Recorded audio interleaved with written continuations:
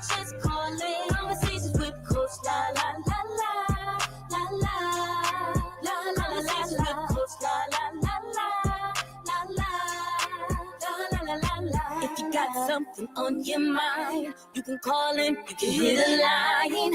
She the realest, ooh, she the realest. You can tap in live, always get a business to empower you so that you can do every and anything that you want to. Kicking it with Coach LA, it's time to listen to conversations that's gonna keep you winning. Sunday nights at 10 p.m.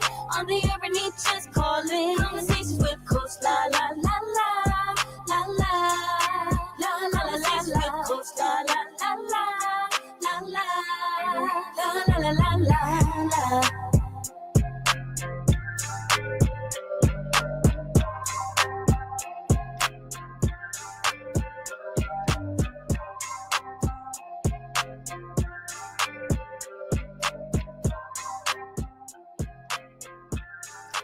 What's going on, all you wonderful, beautiful people out there? How y'all feel? How y'all feel?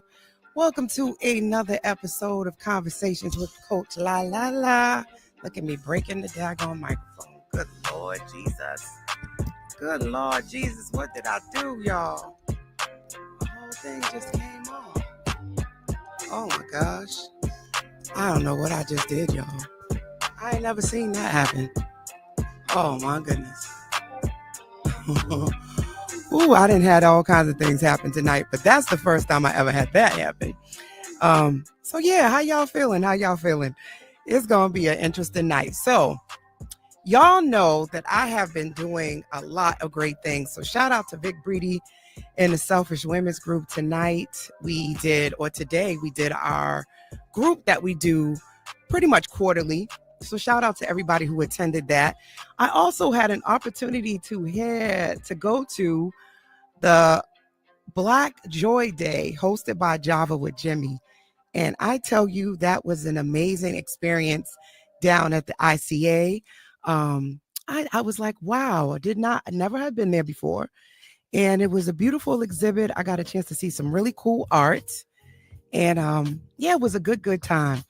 And it's been one of those moments where the summer is starting to wind down and life has been life. And so for so many people and a lot of my clients too, seasonal depression is real. People are getting very unhappy that the season is changing. But I like fall, don't really care too much for winter.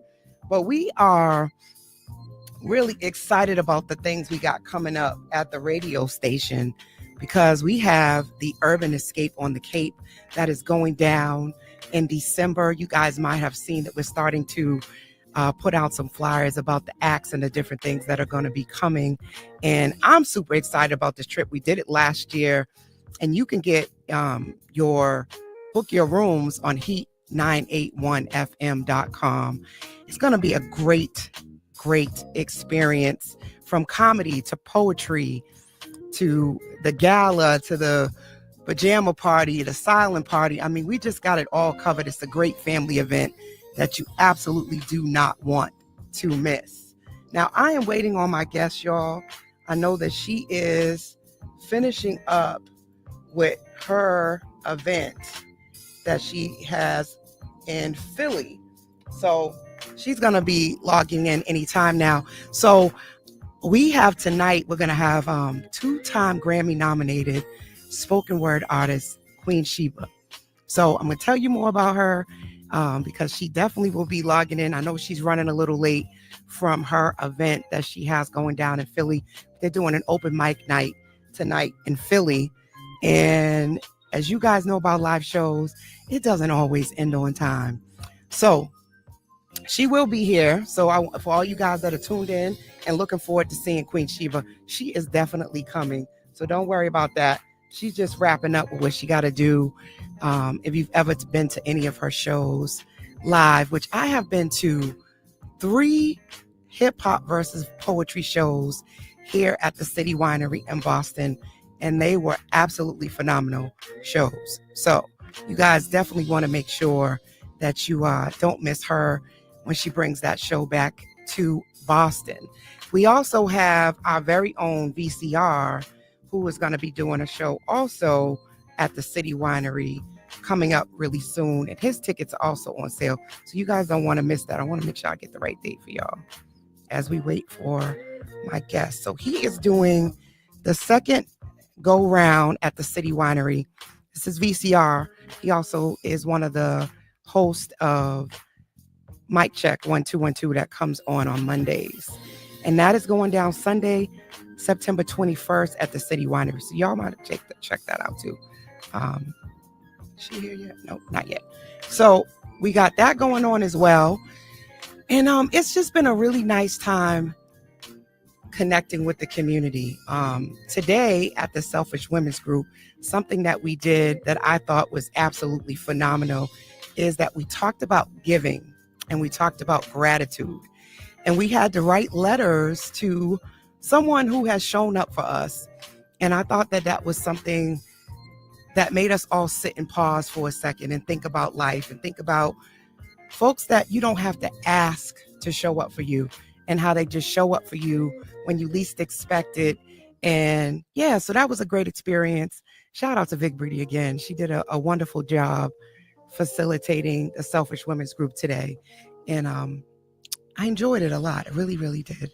And all the ladies, shout out to my new friend, Lisa.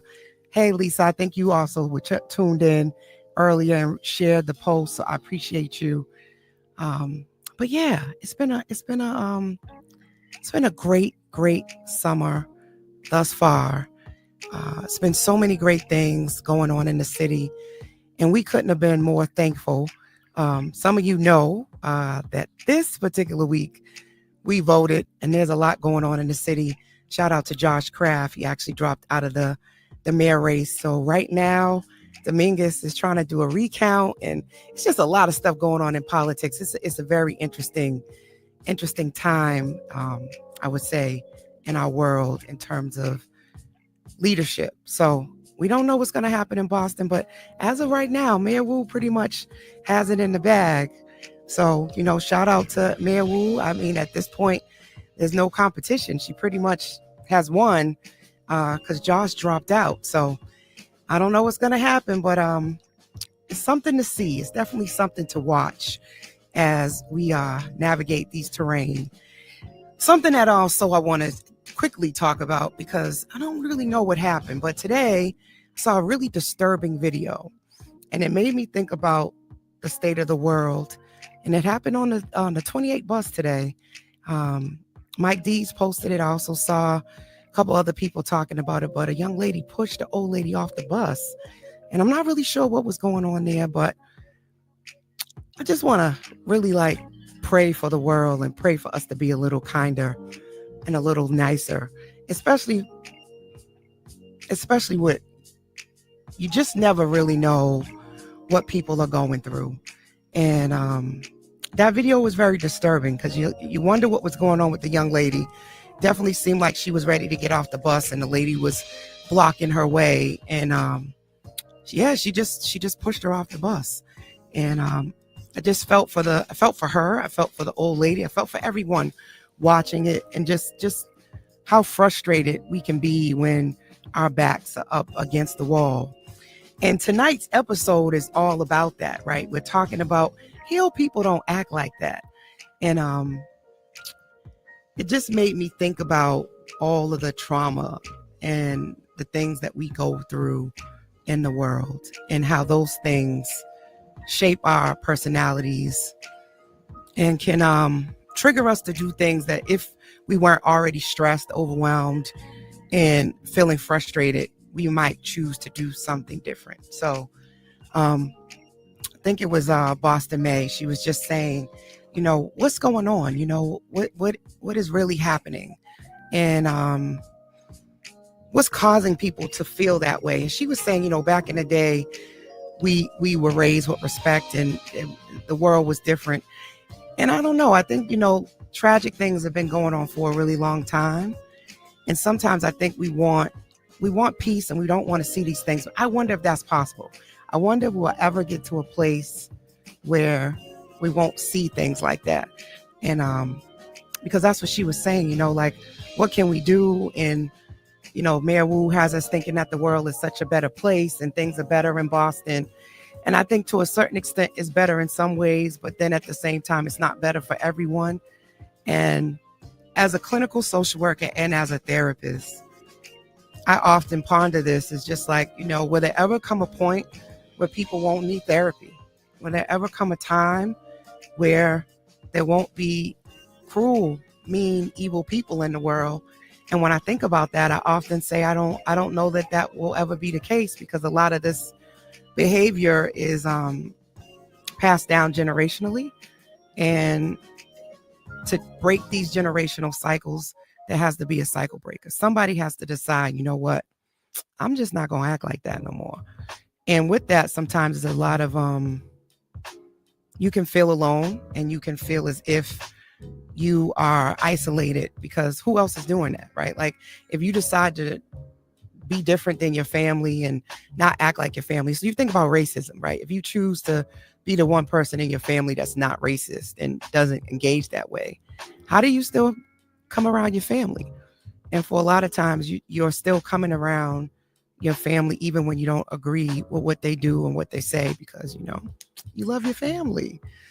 But how do you do it? How do you actually find time, space, and change cycles when the people in your family are not ready to change?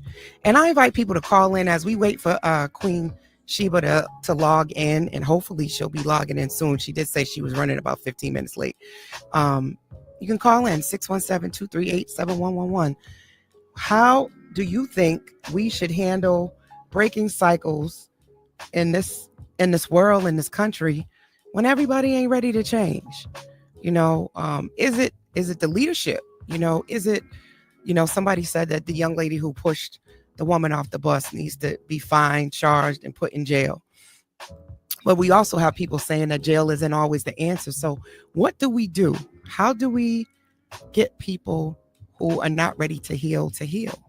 What do we do? Whose responsibility is it? Some people say, what she also mentioned, people's kids out in the street, cursing, yelling, doing all types of things. And she was like, she's sure that their parents didn't raise them like that. But how do we know that? That's the other thing. Maybe their parents did raise them that way. So what do we do?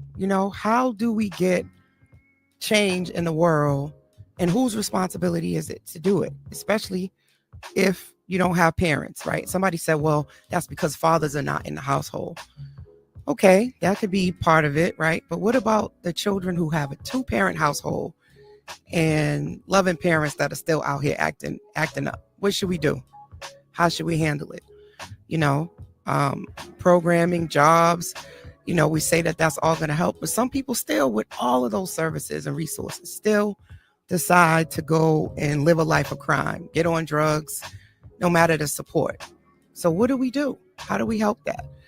Then someone else sent out a video, and it was a bunch of people that were on fentanyl, that fentanyl fold, and it's just all these people that are just looking like zombies. And I thought about them too. At one point, they weren't on drugs. At one point, these are people's brothers and mothers and sisters and, family that are just out here looking like zombies, and they're on drugs. And we'll say, well, where's the family at? Where's the resources? You got to go help them. Some people, you go try to help them and they don't want the help. They don't want to listen. You see people who post things on social media, for instance, and you'll go, oh, where their family at? Nobody's told them that maybe they shouldn't post these things, or they need to take that post down. You'd be surprised how many people tell their family and friends about their posts, and they still post it anyway. So what are we supposed to do? How are we supposed to help people who don't want to be helped?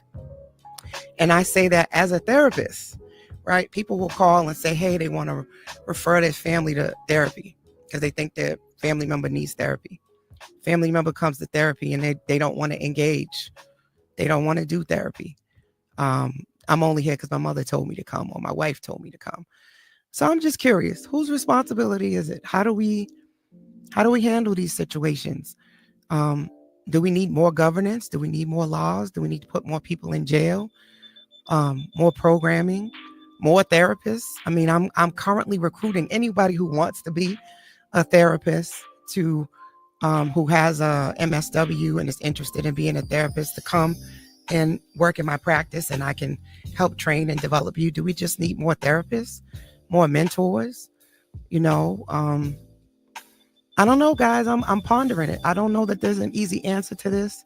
I think there's a lot of great people doing a lot of great work to try to change the world and make a positive impact. And despite all of that, there's still things that don't go right. You know, there's a lot of teachers who care, and a lot of mentors, and a lot of therapists and coaches that are out here doing great work to try to make a difference. And still a lot of evil and people who are just mean in the world.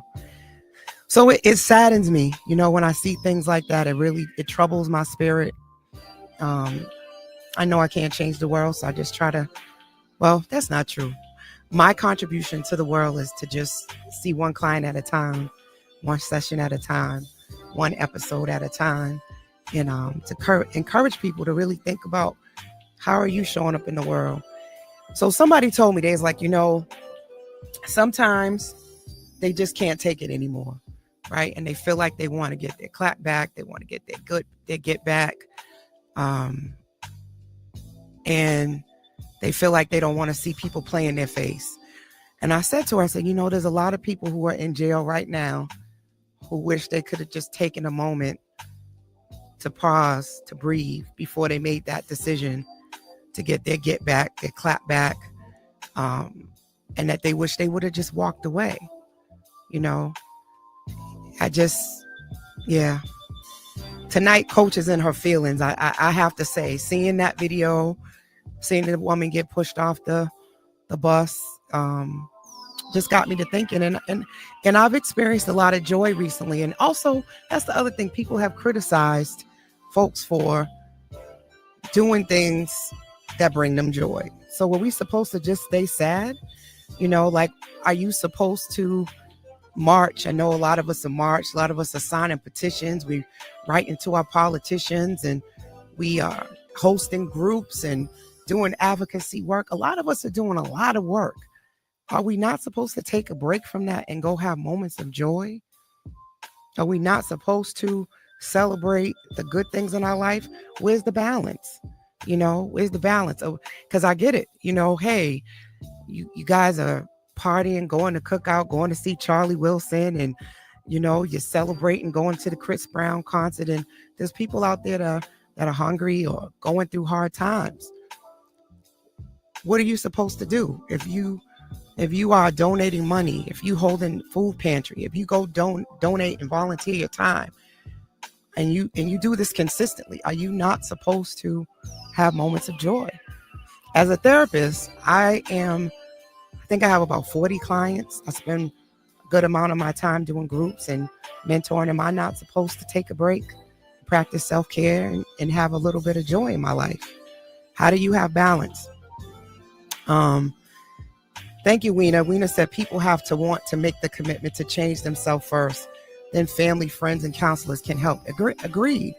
You know, I think the most challenging thing about helping people change is that they got to want to change. I'm trying to remember the lady who said this, but can't remember her name right now. But she was saying that people are not capable of changing, and I disagree. I think that people can change if they want to change, and that's the key. They have to want to change, and sometimes it takes cutting them off, not dealing with them, and unfortunately, loss often is what gets people to change. So anyway, I'm on my rant because I'm also just trying to kill a little bit of time so that Queen Sheba can get on here. I was concerned that we might have this issue because she had a show that was supposed to end at 9:30, and I was hoping that this wouldn't happen, that she wouldn't miss the show and we would run late, but here we are. So in any case, if you want to call in and you want to talk about Heal People Don't Act Like That, is what tonight's show is all about. And we are in episode 135. Cannot believe that. And it is season 8, The Power of the Pivot. And we are talking about reclaiming. Last series, we were talking about the rise, right? So it was all about rising above the adversity. And now it's about reclaiming your space, your identity, reclaiming your power, your time. That's what this whole series is all about. And faith is the foundation for healing, especially for addressing generational cycles, right? And those are those things that get kind of passed down throughout your family. You know, that might be gossiping, talking behind each other's back. Maybe, you know, folks, you know, big one, you borrow money, no one gives it back, or, you know, no, people don't really address their feelings, they repress it. Or the cutoff game, you know, people isolate, and, you know, there's a lot of cutting family members off, and you're not invited to the cookout no more because you stood up to family. Or there's deep rooted secrets that cause a lot of shame and guilt that no one wants to talk about, right? These things sometimes can create a lot of adversity and trauma and drama in people's family systems. So tonight we were talking about heal people, don't act like that. One of the things, and Queen Sheba, when she jumps on here, she has a piece that is entitled that. And she talks about, if you are healed, one of the things she said, if your partner's phone is flipped over face down, a healed person doesn't get anxiety about that. But if you've been cheated on, betrayed by a partner, you see that phone flipped over, you got all types of triggers and emotions going on, and you might even cause a whole argument with your partner.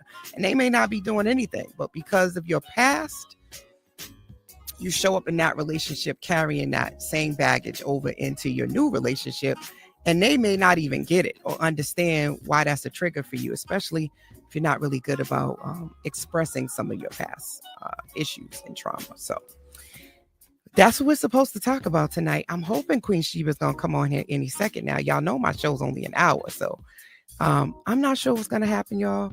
This has never happened where we are running this behind, but I'm hoping that she'll be able to pull away any moment now. So all you wonderful people who are expecting to see her will get a chance to talk to her about her new album. I forgot to hit go live on Instagram. All right, there's Instagram. So shout out to everybody who's tuned in on Facebook, on LinkedIn, on Twitch, YouTube, and now Instagram.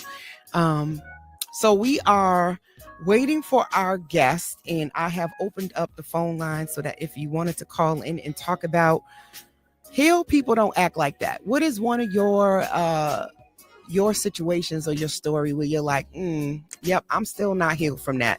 You got a trigger, you got a situation, you got something that, you know, is a pet peeve that is connected to your past trauma. We are in season 8, The Power of the Pivot. Last series, the first series of this season was about the rise. Now we're into the reclaim. So we are reclaiming our identities and our power and our time. And you guys know I'm always talking about betting on yourself. So a lot of breaking cycles has to do with you betting on yourself, right? And that's to believe in yourself, empower yourself, and ultimately to transform your thinking, especially when your thinking is tied to, I think, your upbringing. And I think a big one for me was like, don't really engage with your neighbors. Your neighbors are not to be trusted, right? And I don't think everybody's that way, right? But I think that was something that was passed down from my mom to me. And then there's other people that they are really connected with their neighbors, and everybody, you know, goes to each other's houses and they break bread and they do a lot of things together. But I realized that was some of my own upbringing that, you know, I don't necessarily have to carry that forward, but that's where it came from. Trying to think of another one, but that's a big one for me because a lot of people are talking about community. And I think when the young lady said, you know, back in the day, community was different, right? You know, community members could say something to your kids and help raise you. I didn't really grow up with that particular piece of it. I think that I was just told to respect adults to a certain extent, because I think those things of respecting adults often, this is a trigger warning, y'all. Sometimes that got certain people in trouble, right? Because adults didn't always do the right thing. A lot of people have been, physically harmed by adults because of being taught, you need to listen to your elders, and you're not expecting your elder to hurt you. You're not expecting your elder to sexually assault you, to molest you, to do any of those type of things to you. So to a certain extent, a big one, hugging someone. So some kids have been taught, go ahead, go give Uncle such and such a hug. I've now come to understand when a child is uncomfortable with hugging somebody or doesn't want to sit on someone's lap, you shouldn't make them, right? But there was a time where things were different. It was a time where people didn't think like that.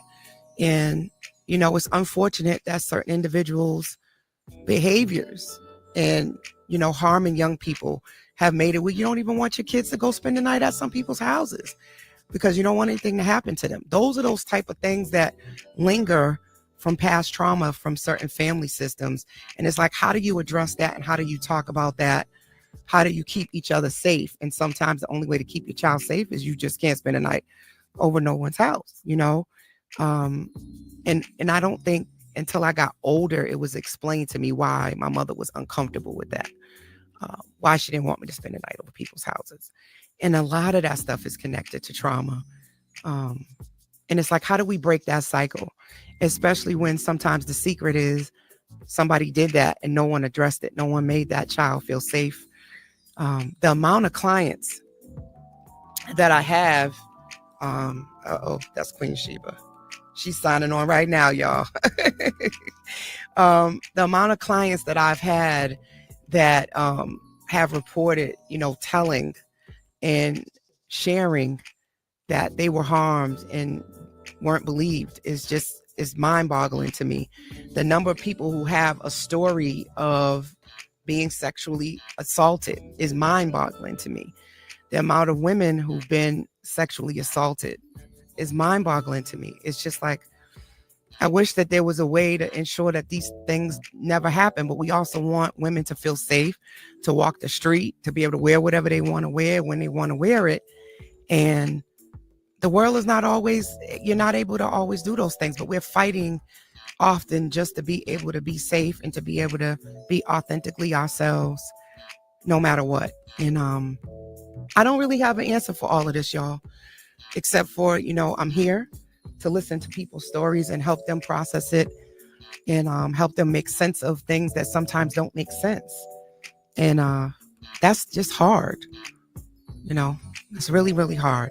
So tonight's episode is just grounded in a lot of that because so many people are walking around with a trauma story.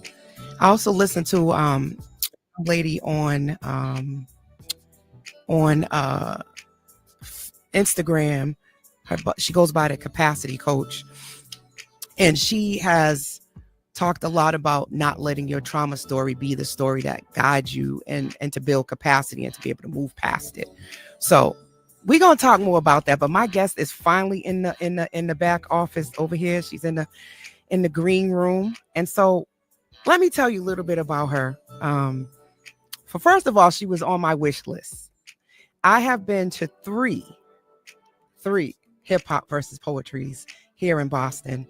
And each time I had a wonderful time. It's a well put together show.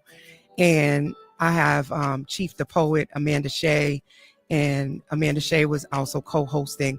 And this is how I learned about Queen Sheba.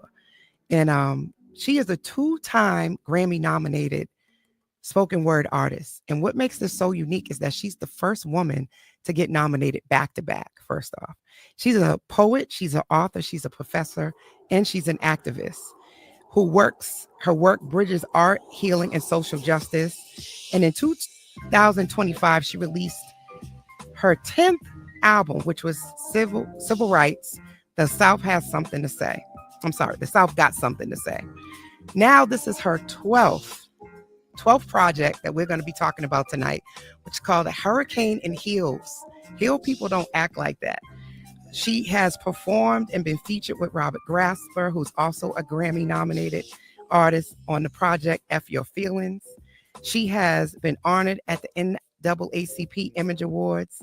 She has been named Atlanta Spoken Word Artist of the Year, and she has numerous community awards for her cultural and social impact.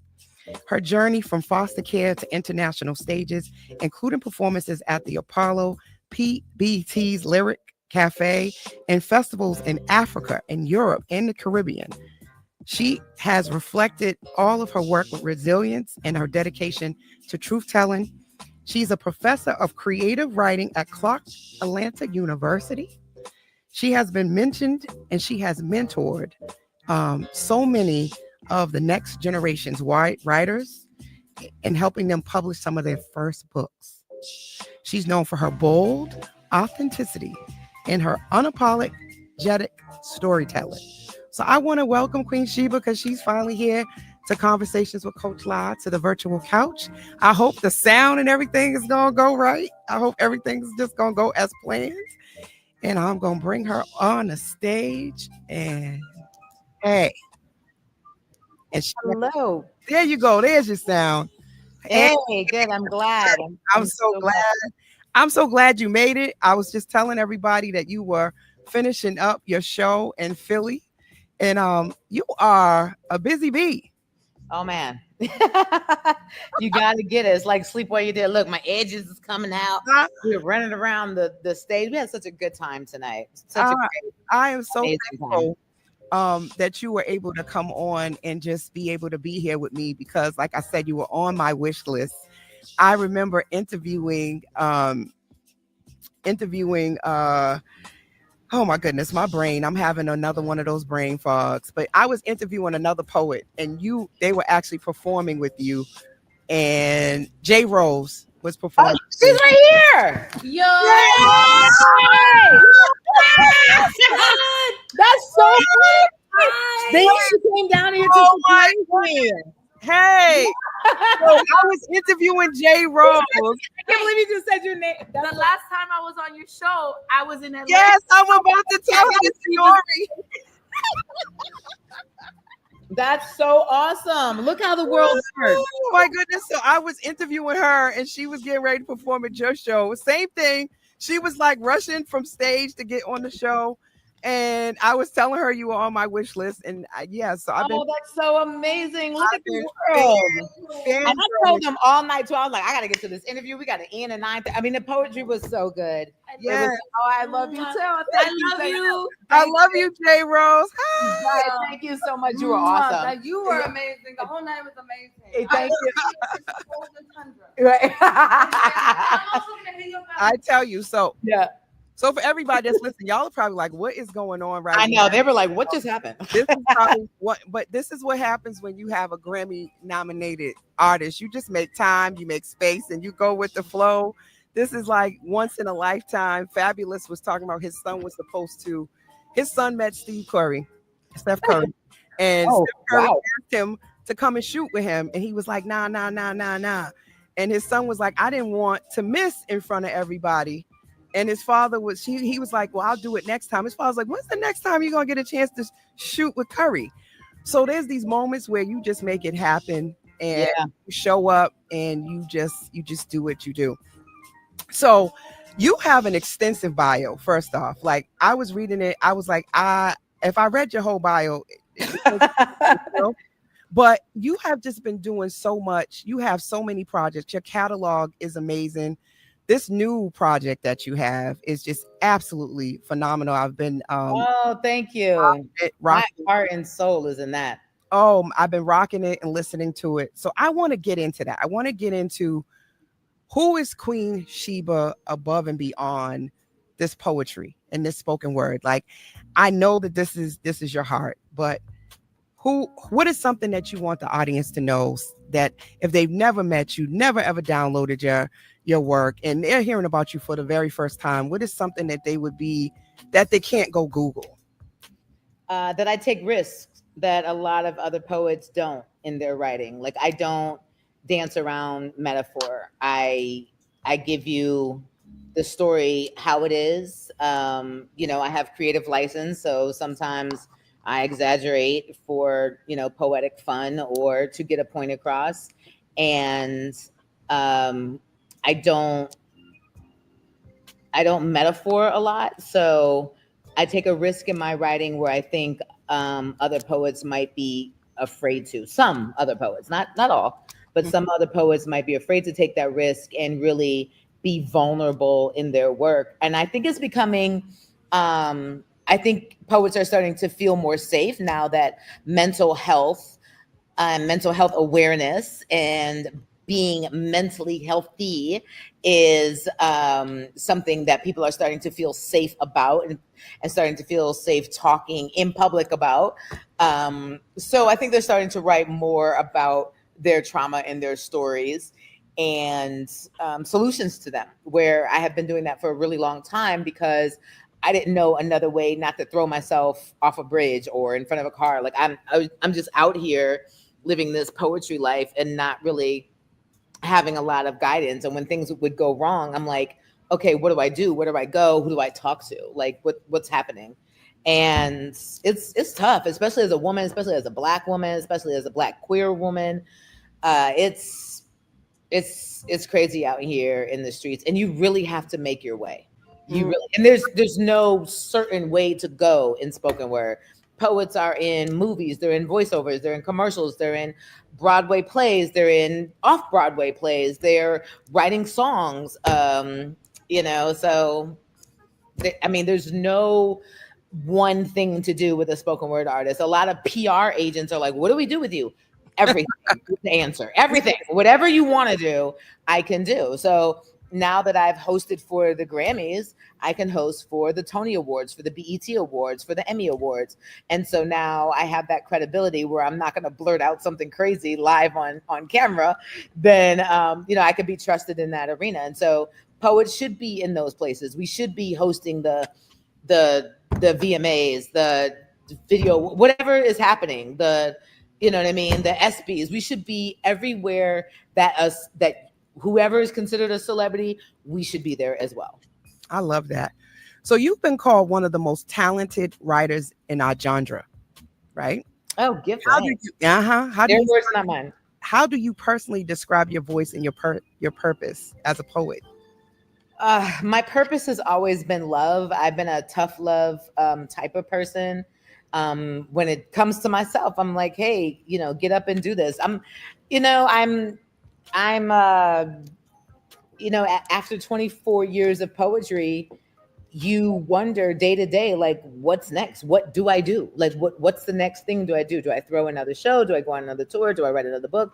I have 11 albums. Do I do another album? It's like, because there is no path, there's also no gold star for climbing. You know what I mean? You do it because you love it, because you have the passion to do it, because you want to do it. That's it. There's nobody patting you on your back saying, oh, hey, you've been in this 5 years? Good job. Unless your community is celebrating you, you're doing it because you want to. And I just think that I've always wanted to be a career spoken word artist, a career writer. So I write everything. And that's what I want to do. I love it. I love how authentic you are. Listening to your album and the fact that a portion of it was done live at the City Winery, it really feels like a live show, right? And a story. You are truly a storyteller. So as the things are happening, you're like adding, I would say, vignettes or snippets of what's really going on, and you're actually super funny. Let me tell you something. I almost, only because I didn't want to confuse people about what album to vote for, but I almost cut the ad libs out and made a comedy album. I might do that next year. I really might take all the ad libs in between the poems and make a comedy album, because I love comedy. And it's such a release, because listen to this, poets, we take 3, 4, 5 minutes to talk about the story, and it's heavy, or even if it's funny, right? But comedians, we talk about it, we move on. Talk about it, move on. We hit it and we move on. And I think sometimes that's so much better than lingering. And I love both. And I went to comedy school because I believe in learning the craft. this is just my opinion. I don't believe that unless I'm a prodigy, which I'm not at all, unless I can hear music and just play it, which I cannot. I'm horrible. I have no rhythm whatsoever. But unless I'm a prodigy, I have to study Right. my craft. I still go to workshops. I just went to somebody, whose workshop did I go to? I just went to somebody's workshop. Oh, yeah. I went to this author's workshop the other day and she taught me a new way to memorize. I said, after 24 years, everything she was saying, I was like, done that, done that, done that. And she got to this one thing, and I was like, what? I was like, oh man. And she taught us a way to never drop a piece or a poem. She's the author, but same thing. You know what I mean? Yeah. She was teaching us You how might, you to. might have to tell me offline because I'm still I can memorize for the moment for that show. I can tell you right now. She said, especially, well, I said to her, I said, I wish I would have known, I wish I would have known this 20 years ago, because I could have saved a whole genre of poets from ever dropping a poem. So you take your poem, you memorize it the way you normally do, right? However you normally memorize a poem. Then you cut it up on paper, like literally physically cut it up, fold up those cut up parts, put them in a box, and you pull them out one by one and memorize those parts. Once you've memorized those parts, you'll never drop them again, because poets, especially, we always start over. So then we always remember the beginning. Of course, remember the end because maybe we tied it up with a cute bow. We had a bar, we had a mic drop, something like that. But the middle, we're like, But when she said that, I said, wow. I don't know why. I've never heard of it. I never thought of it. Nobody ever told me that.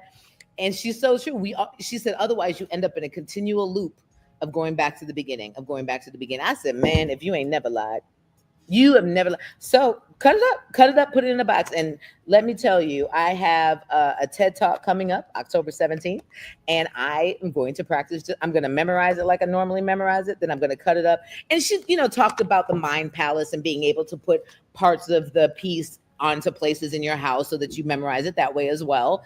And then you can assign things to different parts of your house so that when somebody says, oh, give me the fireplace piece, and then you can go right to the fireplace piece. So you don't have to memorize in order. Now you can go part 1, part 5, part 6, part 7. So don't cut it up in like 100 parts. Cut it up in 5 or 6, and then you could say, hey, you know what? Go to part 7. Go to part 1. 8. Go back to 7. Go to 2. Go to 7. Go to 1. And so you'll never drop it again. Never. You'll never drop it, and it's in your head forever. I like that. Me too. I said, I wish you would have told me 20 years ago. I got it. So my favorite one is to record it and just listen to it like a song. Well, that's one of the ways. She talked about that too. But again, you start over, right? You start the song over. So you got the beginning. So you do that, you put it in your brain. But how you know that you have something mastered and memorized is if you can repeat it in your head with your mouth closed without moving your lips, then you know you have it mastered. I love that. So spoken word is sometimes misunderstood as just performance. But your work shows it is deeply tied to healing and justice. How do you define spoken word as a healing practice? Because this is one of my favorite things, because I'm a poet too, and I tie it to mental health. So what do you think about that? How do you do it as a healing practice? Because it seems like every poem you write is a journal entry or right from your diary. Especially this album, A Hurricane in Heels, is definitely my most vulnerable album. And it's because you're the first person to hear you before you get on stage, before you practice it with your friends, before you call and leave it on their voice note or voicemail machine, before you share it with anyone. You're the one that hears you. And so if you're not offering yourself a solution, a way out of the problem. And for those who don't know me, I have poems and short stories from everything to my moon cycle to living in a roach infested apartment.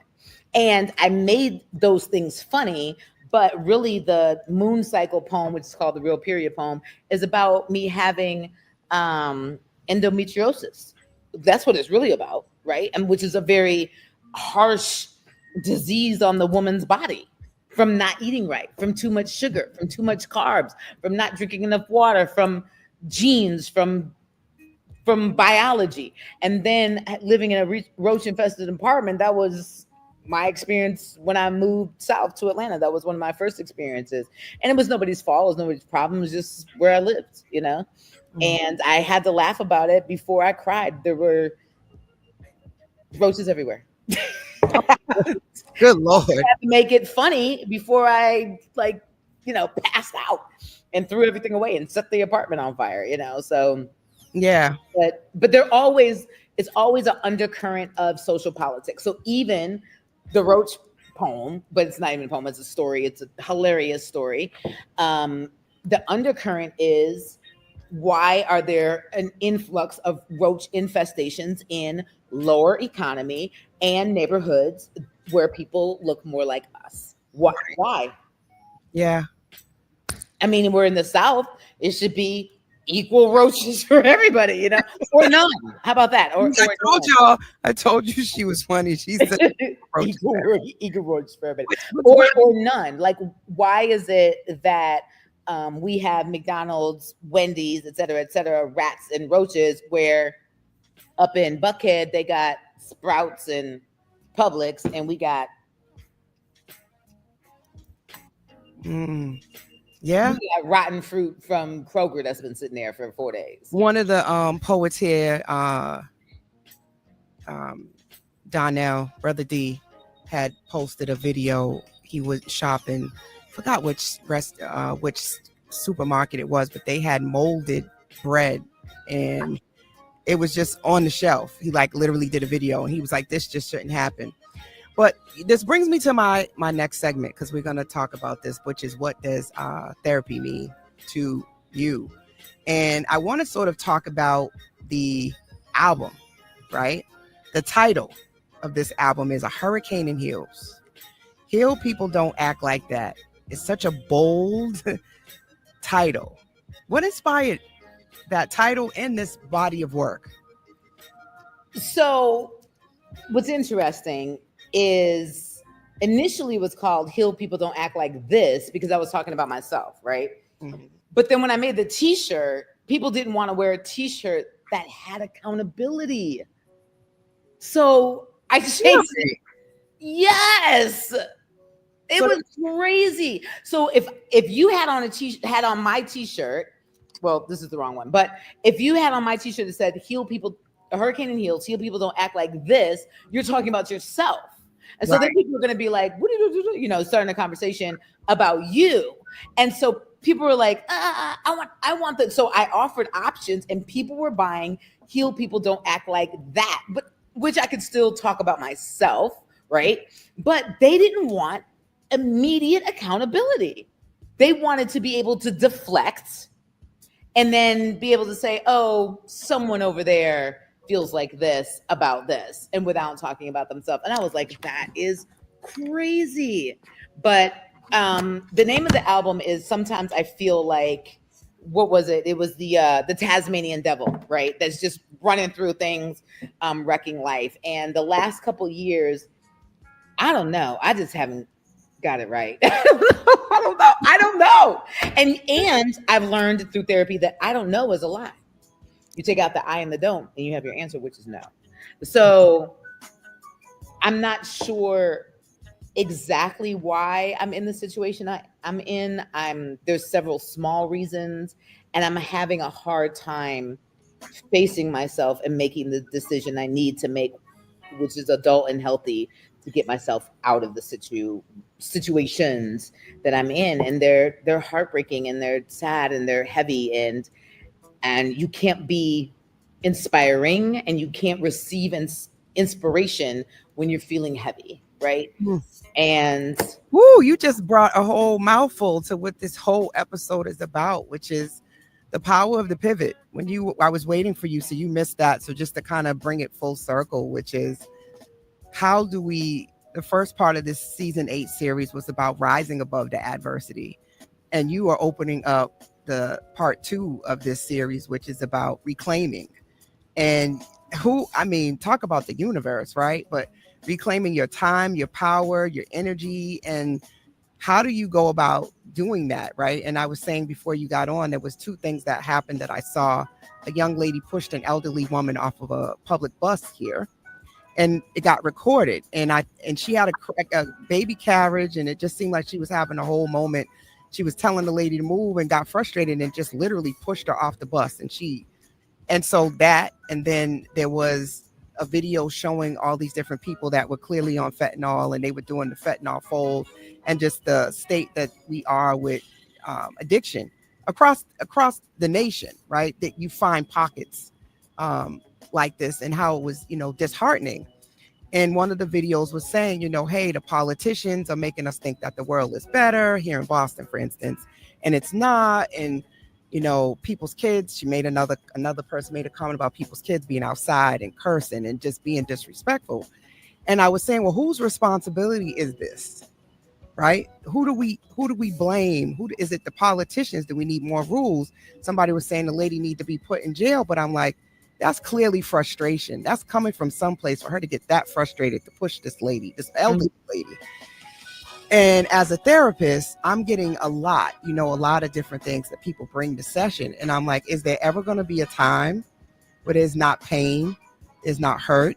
No, because we keep passing it on. And that was, we keep being passive aggressive and passing.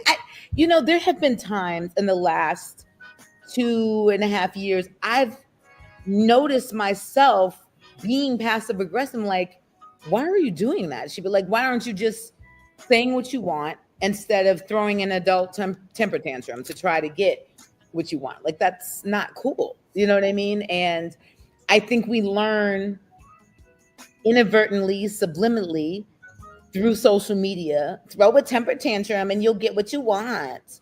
You know what I mean? And I don't think that we think that, oh, if I throw a temper tantrum and get what I want, but it's subliminal messaging. You know what I mean? And act spoiled and you'll get no, grow up. And I have had to have a long, hard talk and look at myself.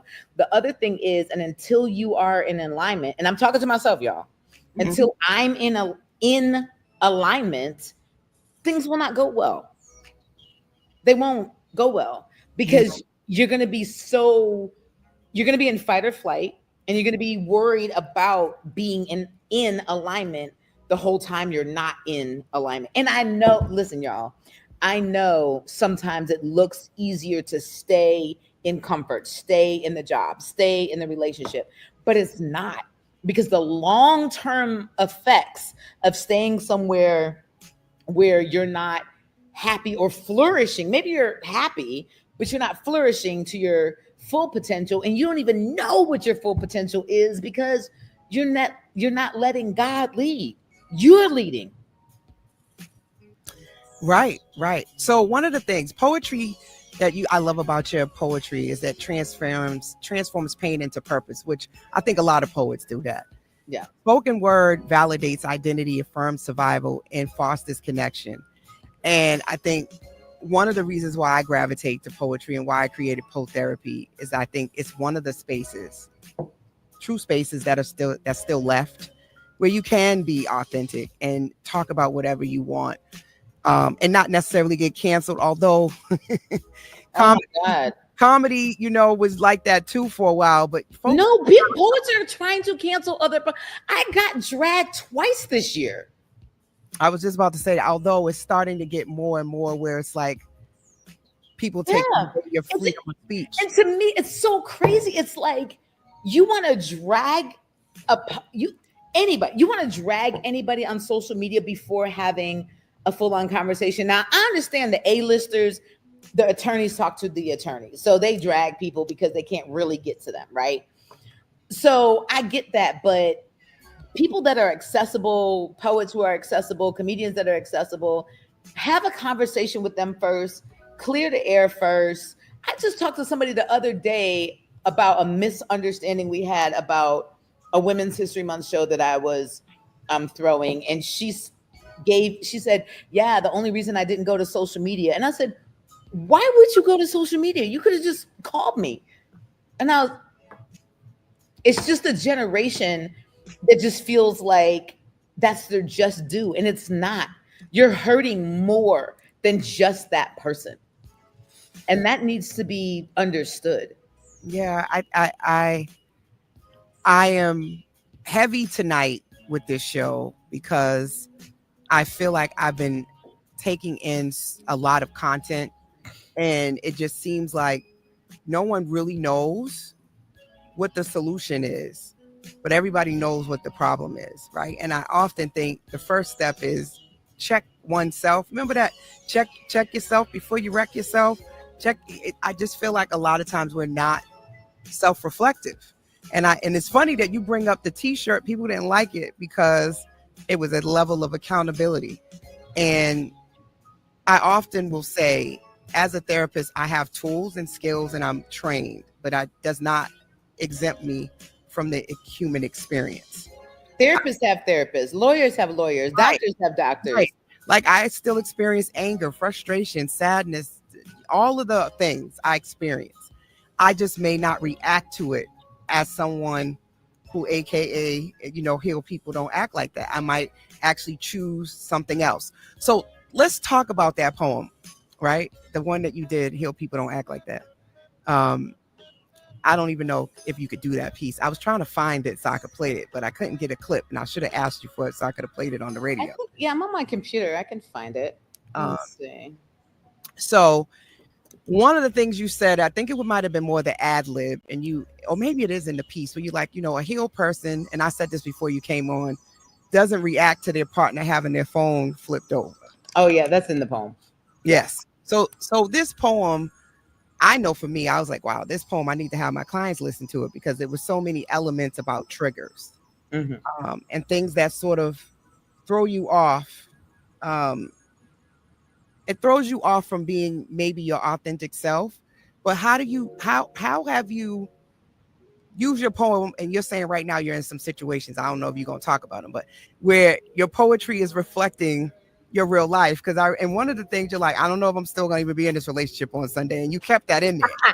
And let me tell you something. There was a part that the person that it was about, there was another part that made it more specific, and only that person would know.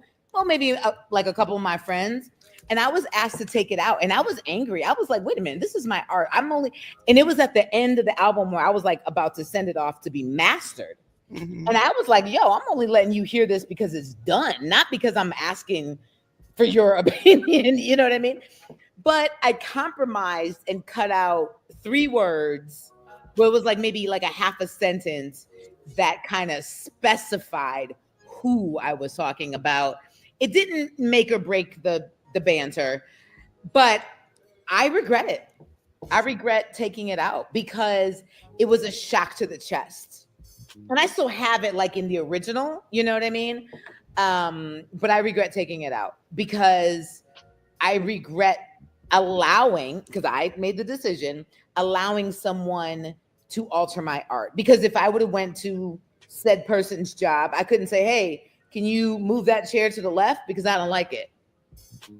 You know what I mean? So that's one of those things where as a healed person, I should have been able to say, look, I know this makes you uncomfortable, but this is my art and this is my experience, and this is how I'm reflecting my experience. So yeah, I remember you might have heard this when Jay-Z and Beyonce did that her album. It might have been, which one was it? Lemonade?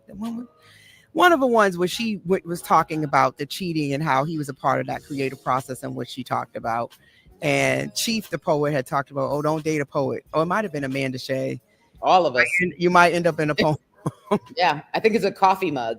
Don't date a poet, you might end up in I think it's a coffee mug, a t-shirt, a scarf, a billboard. Yes. I think it's everywhere. I'm like, don't date any artist for that matter. Because I mean, you can show up in an R&B song too. I mean, it's a reflection. And they say we write our best work when we're going through stuff. Absolutely. So, I mean, half of Mary J. Blige's album is connected to stuff she went through. So, absolutely. So,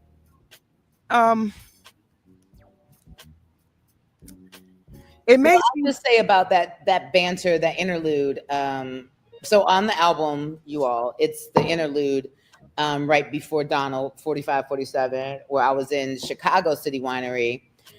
And the part that was taken out was an audience member. I'm bantering, and that part's still in there. The part that was taken out was an audience member said to me, because I said, "Hey, do you guys have any dating advice?" That part's still in there. And then the joke about, "Hey, go home with a sandwich," because I'm like, "Hey, I don't know if I'm gonna, still gonna be together." And what's toxic about the reality of that is that we've been back and forth 15 times since April when I recorded that. Like, it's just like, come on, Sheba. I can only blame myself, right? And it's like you say to yourself, "Oh, I don't know what to do." No, you know what to do. You just don't need to. Yeah. You don't want to. So the part that was taken out, one of the audience members, yelled up, because I was, encouraging discussion and dialogue. One of the audience members said, "Were you happy?" So this is the part that was taken out. And I said, "Oh, that's a great question. Was I happy?" I was happy for 6 months out of 2 years. And so when said person heard that, they were like, "Oh my God, can you take that out? That's too specific to us." And I'm like, you're the only one out of millions of people in the world who's going to know that. And so I guess she's concerned that if people would see us out together, they would immediately associate that dialogue. And I could see that being uncomfortable, but I don't think if you saw us walking down the street, Coach LA, your mind is going to go to the interlude and be like, "Aha, that's you." You know what I mean? I don't think people are doing that, but maybe, you know what I mean? So I compromised and cut that little part out, but I regret it. I will say that. It's interesting because what does that really mean? It can mean a lot of things. And I think this goes back to perception. And how do we move forward in healing, right? And what does that look like? Does that look like denying the truth and not admitting that that's what was happening and actually bringing that to the forefront and having a discussion about it? Or do we act like it didn't happen? And this episode is about reclaiming. And sometimes reclaiming your truth it makes someone else uncomfortable, but do you not say it? And I think makes me, it made, her uncomfortable, but my ultimate decision that I know probably needs to happen is going to make me uncomfortable because I'm exhausted. And I feel like it was a beautiful lie, but it was all been a lie. And that sucks because I was in on the lie from the beginning. And you can't go anywhere if the beginning is a lie. There's no, because it's always going to be that pee that you sleep on the mattress, that the princess sleeps on. I don't know if y'all know that story, but there's always going to be that pee under the mattress that just is like, y'all could be 50 years in. But I always believe that, and I have another poem that addresses that. It's called the ick, right? It's the ick when you're starting to fall out of love with someone, but you're not all the way out, but you should be out. You're just like, I hate the way you breathe. This is tough. But I'm wondering, right? If all of this is about healed people don't act that way or act like this, how is that connected? Like when we are supposedly staying in something too long, or we're tolerating something too long, and then we say, "I'm falling out of love." Like, is that? Well, each poem offers a solution at the end. So when I write, I always offer a solution. It might not be your solution, and it might not be the solution, but it's the solution that I've come up with, at least for me, and hopefully it's helped someone listening to it. So at the end of each poem, you said you listened to the album. So at the end of each poem, there's a, "Hey, do this. Or you could do this, or you could do this, or you could do this," right? And I also always tell people, just because we wrote it, and I think I wrote a blog about that this week. Just because you wrote it, that's the first step. Congratulations. Congratulations, you wrote it. Now you have to do the steps to get to the healing process. You wrote it, now you got to face the mirror. Now I always say you got to ask ChatGPT to help you write the escape plan. So you ask ChatGPT to help you write the escape plan. ChatGPT, help me write, how to find an apartment. When should I move? How much money do I need to save? And that sounds silly, but writing it out sometimes makes it less overwhelming than it feels. And Yeah. yeah. I think I mean, having the plan is one thing, right? But having the courage Mm. to execute the plan, That is, I can't talk about it, but that is what my TEDx talk is about. It's called The right? Spark. And it's called, I mean, it talks about courage.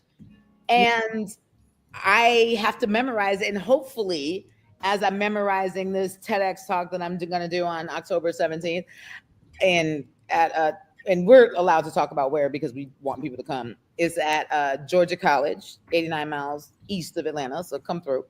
I hope that I'm going to give myself the courage to do what I'm telling myself to do in this TED talk, because I need it. I need it. I wrote the album. I wrote a book called Clemency. They're both released. Now I have this TEDx coming up, and I hope it gives me the courage to do what I don't want to do. I got you. Now, you have enough time to Yeah. stay on here a little bit longer. Sure, At like absolutely. 2 minutes, I have to do a commercial break, but we can't. I can read the poem for you when we come back. Yes, so that we can get our full time, because I do want to ask you a couple more questions, and I definitely want to talk about your bet on self moment, and I got to do Coach's Corner. So for all you guys that stuck around, I know some of y'all are still listening. We're gonna go a little over tonight, but it's not all the time that I have a 2-time Grammy-nominated artist on the couch with me. So And we praying for 3, y'all. We pray. This year is it's tough. I mean, but yeah, there's a lot. Prentice's album is fire too. And then we also got Kira J. I don't know. Did she also submit hers? Yeah. So did Saul Williams. So did Omari Hardwick and Anthony Hamilton together. I didn't know about that. Yeah. But guess what? It's going to be a great category. It's going to be a great category. Let's just say this. The category ain't going nowhere, baby, because y'all coming heavy. Oh, hold on. Here we go. Expect the unexpected. Unorthodox radio from Boston and beyond. Heat981fm.com and iHeartStation. All right, y'all. Y'all know y'all still tuned into Conversations with Coach La, your favorite around the way therapist. I know I usually tell y'all this, but in case you forgot, Heat is the only Black-owned radio station on the iHeartRadio platform. So y'all, check that. Oh, hello. Yes, we are the only one in Boston on the iHeartRadio platform. So shout out to everybody that's tuned in through iHeartRadio, YouTube, Facebook, Instagram, Twitch, LinkedIn. Did I say that one too? Yes, all y'all. I appreciate y'all every week and all the support, all of the sharing. I really, really, this is episode 135. So I appreciate y'all. So yes, I appreciate y'all so much. So one of the questions that I have for you, you've navigated layers of identity, and that is all interweaved, all of your work, all of your different pieces. You've shown different elements of your own personality, from being a Black woman, a womanist, being adopted, being queer, being a poet, being an educator. How do you think these intersections shaped your work and your resilience?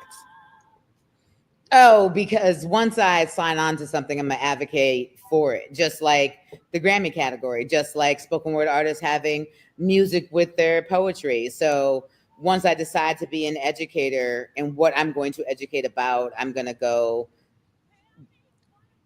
full throttle. I'm going to try to be the best educator that I can. Once I know that I want to be a social activist, not a social media activist, a social activist, then you can always call on me for womanist, feminist, Black woman, queer, any issues that support those causes. And support can mean a million things. We can, talk about that. I think with gay pride rights, fair and equal wages, housing, food, shelter, clothing, it's insane the amount of access between the poor and the rich, the middle class. Everybody should have clothing, food, and shelter, clean, fresh water. And it's insane when somebody doesn't. And so that's what I advocate for, because there's only me. There's only me. I have a son. And then I have 2 grandchildren. And so my lineage is with him. My name stops, my last name Rem stops with my son, with Freeman. And so, the world is where I decide to keep giving forward, not backwards, because it's so important that people leave a place, leave a campground, leave the world, leave the water, leave your neighborhood better than when you found it. And that's what I think the purpose of life is. I don't know. One day I was in England, of all places, and I was like, you know what? I think the purpose of life is to leave life better than we found it. Better for the next person, better for the next generation. Tech, IT, information systems, math, sciences, the Grammys, whatever. I think our job is to leave it better, not more jacked up. And right now, Yeah. yeah, we doing some damage. We really are. And I feel like, in every element, because again, this episode was all about the foundation of faith and spirituality, which I think you also have interweaved into everything you do. But that being said, let's go ahead and read that poem. I thought I was healed. I thought time had worked its magic. Thought silence meant peace. I thought the 2-year gap between heartbreaks meant I was whole again. Nobody told me healing ain't the absence of pain. It's the ability to stand still when it comes back. I don't stand still. I poem, I marathon, I cycle, I run, I fly far, fast. I outrun the questions. I outwork the doubt. I hit a new city before the echoes of the last stage have settled. Book another tour before I've unpacked from the last one. Anything to keep from sitting with the silence. If I stop for a second, the quiet might tell me something I don't want to hear. Read books like The Body Keeps the Score, but skip the parts that sounded too much like me. Quote, as long as you keep secrets and suppress information, you are fundamentally at war with yourself, end quote. I read that line and turned the page like if I didn't linger, it wouldn't apply to me. Quote, traumatized people chronically feel unsafe inside their bodies. The past is alive in the form of gnawing interior discomfort, end quote. And ain't that something? Ain't that why I go hard in the gym, push past exhaustion, turn my body into an unbreakable thing? Not because I love the work, because my delusion of grandeur tells me the Olympics will call again. Because if I can control this vessel, maybe the ghosts won't know where to find me. I close the book when the words hit too close, pretend I don't see myself in those pages, listen to podcasts about self-love like the Black Girl's Guide to Self-Care. One hand, Black girl, amen, at you are already good enough, and borrowed the hoodie off a Houston poet's back. True story, and deep down wondered if that really applied to me.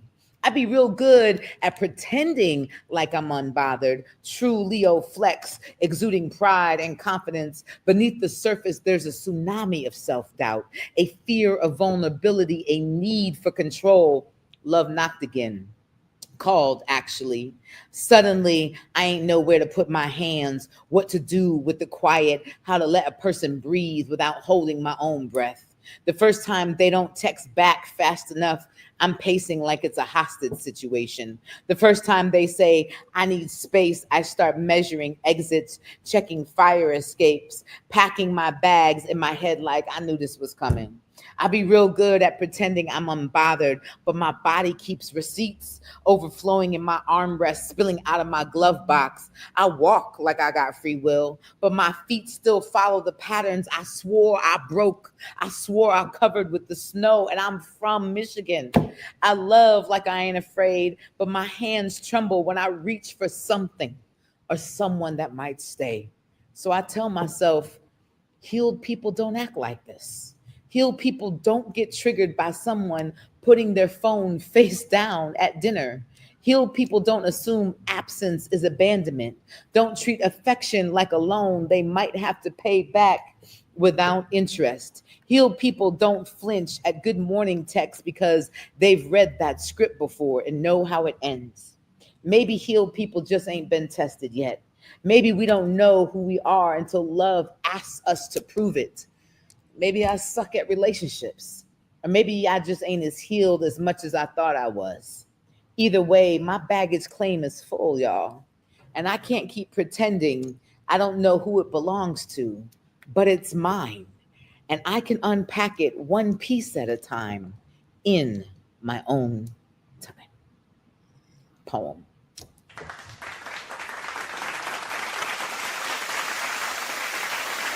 Thank you. That is on A Hurricane in Heels. Yes, yes, yes. One of the pieces that I was like, wow. Again, I'm gonna have my clients listen to that. So can you take us through the creative process of that piece? Where were you emotionally and spiritually when you wrote it? I was about to cry just now, actually, thinking about just where I am. So after my ex passed away from breast cancer, during that time, I was really lonely. Cancer patients, I did a lot of reading about cancer patients. Give thanks, I appreciate that. She passed of breast cancer before she was 40, so please get checked, y'all, men and women. Especially if you feel a lump, go immediately. She did not go immediately. We did not go immediately. We let it, oh, we're busy, we're working, and we went later, and she was already at stage 3. So after she passed, during breast cancer, during her cancer journey, I was very lonely. She decided to go see the world. It was during the pandemic. I was extremely lonely and depressed, and we were going through it. So cancer patients either do one of two things with the person that they're closest to. They either latch on and become the most amazing person in the world and make amends, atone for, or they become complete havocs. And I got the latter. I was abused in all the ways that you can think of. And it's really hard to talk about because she had cancer. And so it's hard to talk about, someone that's passed away and people are like, oh my God, don't, it's just, so where do I go? Yeah. What group is there? I was in therapy, but talk therapy it didn't do it. I was on Lexapro and Paxil, and we're talking about the pandemic. I'm by myself in the house. She's got breast cancer. I'm being abused. I'm in the house with her ex-girlfriend's nephew as a roommate. And it was a horrible 18 months, 2 years. She flew all around the country, all around the world to try to find healing for her cancer. I helped her raise money, and I just got the backhand, literally and figuratively, to everything. It was a devastating experience. So I was very lonely during and 2 years after. And then I met someone else, and I was coming out of depression. In 2022, I did not leave my bed unless I had to, and I messed up everything. I messed up my job at Clark, and luckily my boss loves me. Shout out to Dr. Bess, and she covered for me as much as she could. I was able to come back, but I had to promise her that I would get my act together in 2023, and I did. And I gained like 35, 40 pounds. I'm talking about Uber Eats and GoPuff. That's all I was eating. I bought a dog. And the dog, since she was a puppy, I had to walk her twice a day. So I started getting back into health and fitness, which is crazy because I've run like marathons. I used to run, cycle, like I'm was fit. I was in a horrible depressive state. And when I met a woman after that, I was so desperate. I'm going to use the right words. I was so desperate to be seen, to be loved. I accepted what was offered instead of what I deserved. And I agreed. It's not her fault. I agreed to it. She was upfront. She was dating someone and said she was on her way out. Ironically, she actually was on her way out. And I was like, I've heard that story before, but she actually was on her way out. But it didn't matter because there was still that intersection, you know? And once you have that intersection, like I said, you're always sleeping on a pea under your mattress. And it just never went away. And when I wrote this album, Healed People Don't Act Like That, because healed people don't act like that. You set healthy boundaries and say, hey, I got a crush on you. You got a crush on me. I'm single right now. You're not. Holler at me when you're done. Holler at me when your plate's clear. And if you're really on your way out, it should just be a minute, right? That's what a healed person would do. Woo, you didn't set a mouthful. I need like a whole 2 hours because we can just unpack all of these different tracks. But But I didn't. Time is of essence, and I know we're getting close to having to wrap up the show. But and so I wrote this album. So that's where all this album came from. And I think that a lot of people can relate. I know I can relate. I think when I was sitting listening to it, it was a reflection of sessions, my own life. It was just so many elements that you can connect to that everybody needs to go download and listen to it. That was just one of my favorite pieces, is Healed People Don't Act Like That. But it's on all platforms. So I want everybody to go and listen to the whole thing. And not to mention, you got shows happening all over the place. You're in Philly now. I know you have. When's the next show coming up? Where are you going to be? So I have my Atlanta shows next. I have an Atlanta listening party on September 24th in 10 days. Actually, it's Wednesday. It's Sunday. So it's a Wednesday at the Betty. It's a beautiful venue. And then I have my 10-year anniversary for Poetry versus Hip Hop. And after that, Poetry versus Hip Hop is staying in Atlanta unless somebody cuts a check, because it is a huge production.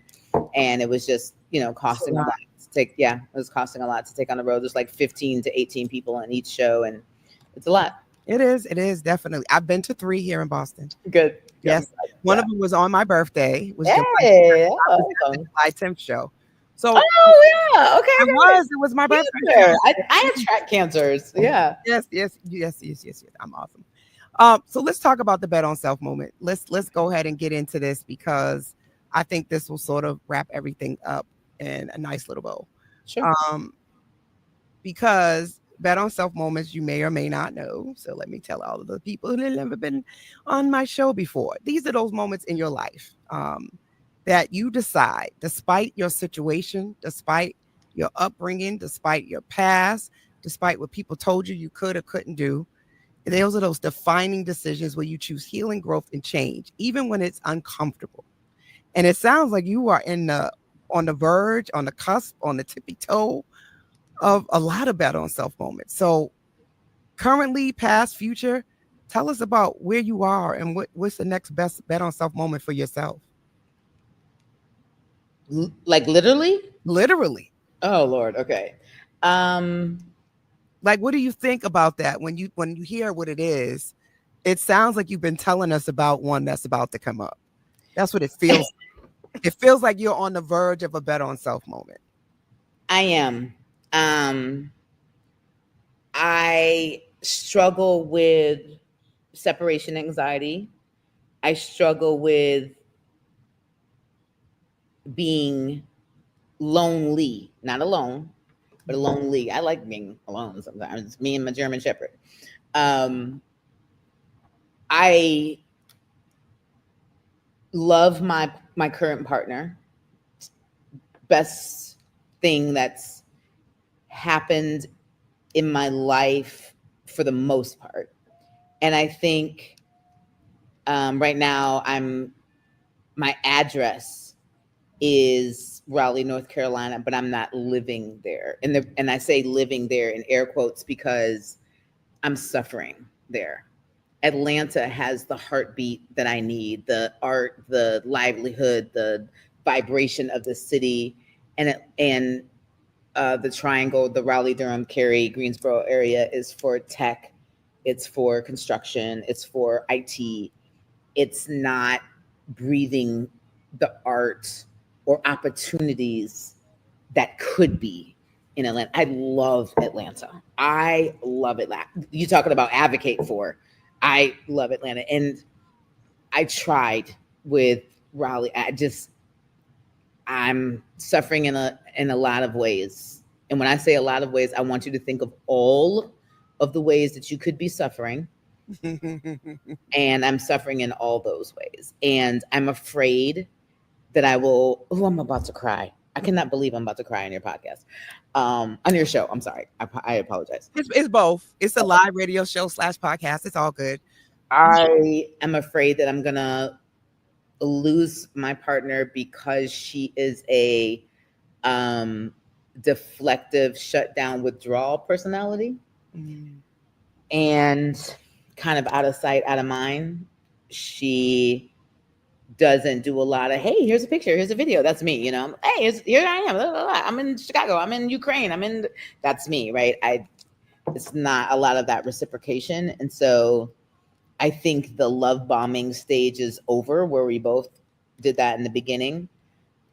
And I just think that the distance is gonna ultimately kill the relationship. And so this is where I struggle with, am I manifesting it or am I predicting it? Am I manifesting it, predicting it, or I just know it's going to happen? Is it discernment or is it prediction? So I believe I have strong intuition and strong discernment.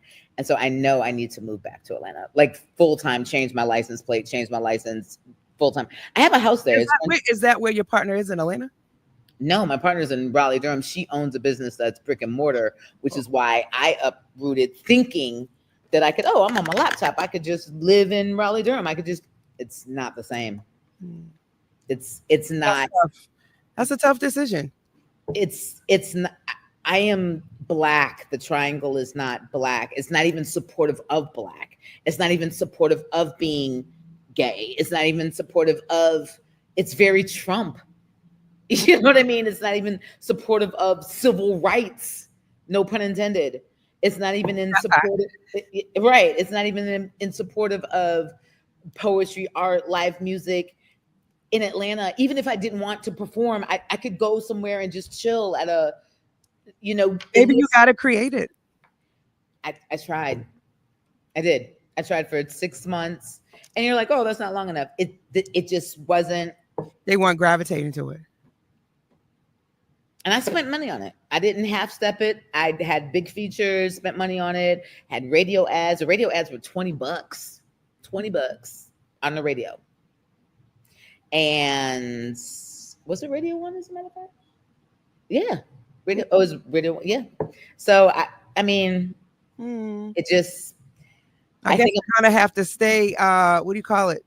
Stay tuned in how this goes. Yeah.